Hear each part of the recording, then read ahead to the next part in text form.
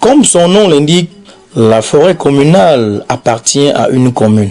Elles sont l'émanation de la loi 94/01 du 20 janvier 1994 portant régime des forêts, de la faune et de la pêche. C'était donc là déjà la première phase de la décentralisation avec un objectif: permettre le développement direct des communes concernées.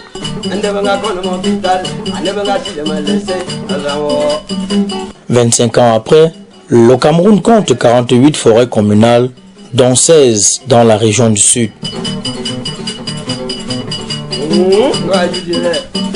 Mais seulement, à qui profite-t-elle? Au maire qui a la charge de sa gestion, à l'opérateur qui l'exploite ou au riverain qui la protège et la garde depuis des lustres.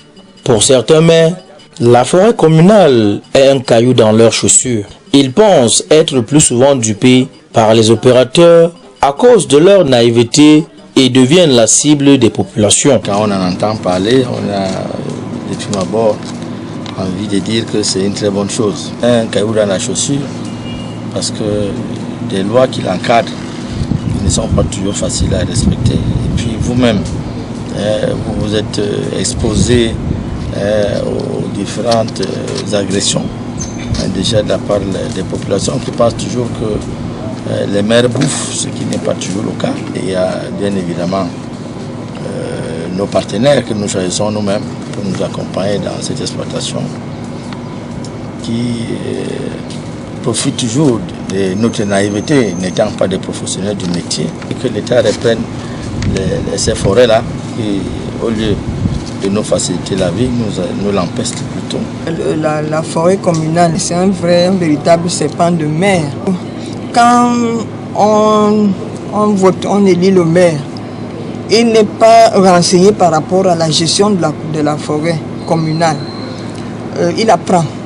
Ça fait que dans un premier temps, il peut se retrouver en train de faire ce qui n'est pas autorisé. Plusieurs magistrats municipaux de la région du Sud font l'objet de poursuites judiciaires pour faute de gestion de ces forêts. Parce que j'ai signé le contrat avec eux, c'était de ma faute parce que je ne m'y connaissais pas et c'est eux qui m'ont induite en erreur. Je parle de la nouvelle société. J'ai été entendu 3 fois. Bon, j'attends qu'on m'interpelle.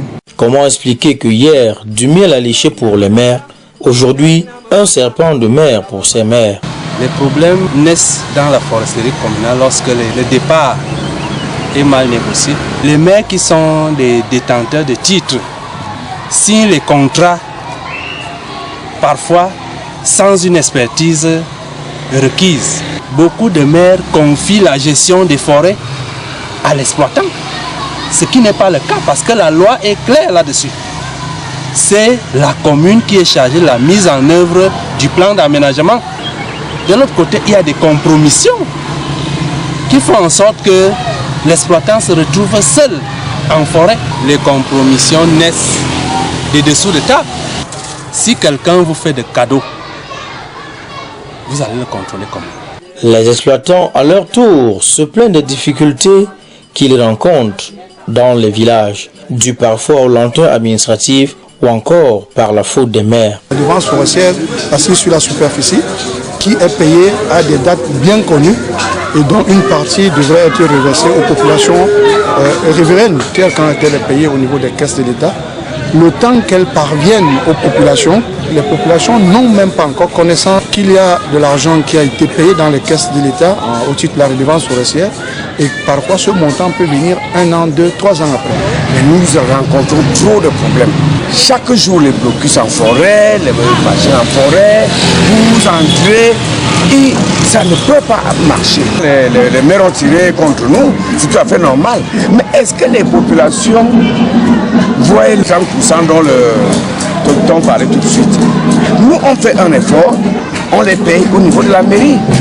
Est-ce que la mairie reverse dans des communautés?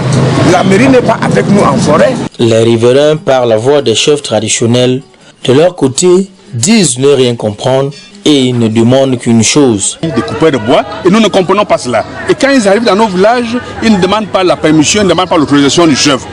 Alors, il y a beaucoup de confusion entre ce qu'ils appellent forêt communautaire, forêt communale, assiette de coupe et tout ça. On ne comprend rien du tout. Et aussi apporter les moyens aux communautés pour qu'elles puissent vivre de leur forêt. Vous ne pouvez pas avoir la forêt et mener la vie que les peuples riverains des forêts mènent. Et voir que ceux qui coupent sont les plus heureux, les plus riches, que eux qui ont cette forêt qui les rendent riches. Ça crée un mouvement de révolte et les communautés s'en plaignent. Et le chef traditionnel a les bras courts pour retenir sa communauté qui se plaint d'être pauvre alors qu'il y a la richesse qui enrichit plutôt les autres. Donc nous sommes engagés en tant que chef traditionnel à mener ce combat dans l'intérêt de la nation tout entière, mais aussi pour la préservation des acquis des communautés, à savoir le bien-être, la bonne vie. À entendre tout ce qui est dit, on a l'impression que les forêts communales ne développent pas les communes concernées comme prévu, mais enrichissent plutôt les uns et les autres. Pour tordre le cou à tout ceci, plusieurs réunions d'information et de sensibilisation sont faites en faveur des maires, des exploitants, ainsi qu'à tous les acteurs de la filière bois. Les forêts communales ont donc besoin d'une gestion légale et transparente afin que ce patrimoine commun contribue au bien-être socio-économique des populations, mais également à l'émergence du Cameroun à l'horizon 2035, qui est un vœu cher au chef de l'État du Cameroun.